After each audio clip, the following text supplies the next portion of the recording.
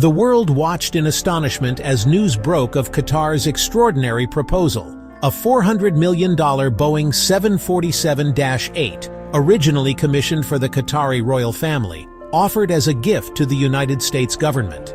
This opulent aircraft, a symbol of luxury and power, was thrust into the center of a political firestorm, raising questions about propriety, ethics, and the delicate balance between diplomacy and national interest. The sheer scale of the gift, a flying palace complete with gold-plated fixtures and a private head of state suite, ignited a debate that transcended partisan lines, forcing America to confront uncomfortable truths about its own values.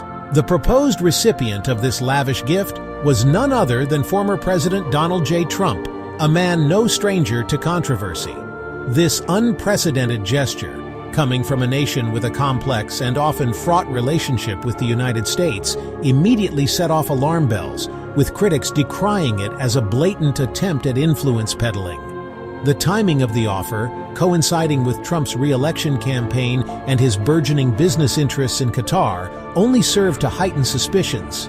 The jet, a tangible manifestation of Qatar's wealth and ambition, became a lightning rod for anxieties about foreign interference in American democracy. Donald Trump, never one to shy away from the spotlight, embraced Qatar's offer with characteristic zeal.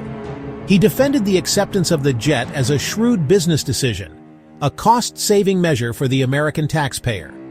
The former president argued that the aging Air Force One fleet was in dire need of an upgrade, and Qatar's gift presented a unique opportunity to acquire a state-of-the-art aircraft without burdening the public coffers. He dismissed concerns about impropriety, framing the transaction as a pragmatic solution to a logistical challenge. Trump envisioned a grand future for the aircraft, one that extended beyond his own presidency. He proposed that the plane, upon his departure from office, be transferred to his Presidential Library Foundation, where it would serve as a permanent exhibit, a testament to his legacy and a source of national pride. This gesture, he argued, would transform a symbol of personal extravagance into a public asset, a monument to American ingenuity and a valuable educational resource for generations to come. His vision, however, was met with skepticism by many, who saw it as a thinly veiled attempt to justify a self-serving act. At the heart of the controversy lay a fundamental question about the very nature of the American presidency. Can a sitting or former president accept such a lavish gift from a foreign government? The answer, like so much in American law, is far from simple. The Constitution's Emoluments Clause, a provision designed to safeguard against foreign entanglements and corruption, became the focal point of a fierce legal debate. This clause, often overlooked and shrouded in ambiguity, prohibits federal officials from accepting gifts, titles, or other emoluments from foreign states without the consent of Congress. Trump's legal team, invoking a strict interpretation of the clause, argued that the gift was not to Trump personally, but to the United States government. They maintained that the aircraft would be used for official purposes, benefiting the nation as a whole. Furthermore, they argued that the eventual transfer of the plane to a presidential library, a non-profit entity, mitigated any potential conflict of interest. This line of reasoning, however, failed to quell the concerns of legal scholars and ethics experts, many of whom argued that the sheer value of the gift and the circumstances surrounding its offering raised serious ethical and constitutional red flags. The proposed gift ignited a firestorm on Capitol Hill, further deepening the partisan divide that has come to characterize American politics. Democrats, already wary of Trump's unorthodox approach to foreign policy and his perceived coziness with autocratic leaders, were quick to condemn the move. They accused the former president of blatant self-dealing, arguing that the acceptance of such a gift would set a dangerous precedent, eroding public trust and potentially compromising America's standing in the world.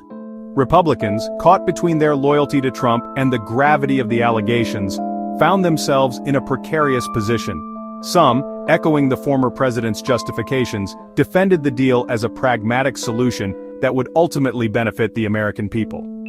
Others, however, expressed reservations, acknowledging the ethical concerns raised by the gift and calling for greater transparency. The ensuing congressional hearings and investigations promise to be a spectacle of partisan bickering, with each side using the controversy to score political points and further their own agendas. Qatar's diplomatic stance is quite intricate. They have to balance their regional alliances while also considering international pressures. It's not an easy task by any means, absolutely. And this balancing act becomes even more complex when domestic concerns are factored in. The implications of accepting such a gift, like the jet, can ripple through both diplomatic and domestic spheres. It's a delicate situation. On one hand, you have the need to maintain strong international relationships, but on the other, there's the potential backlash from the public and political opponents back home. Indeed, this controversy highlights the tightrope that diplomats and politicians must walk. The decisions made here can have far-reaching consequences, affecting everything from foreign policy to public opinion. Sometimes these decisions are not just about the immediate benefits or drawbacks. They can set precedents for future interactions and negotiations, which is why they are so critically examined.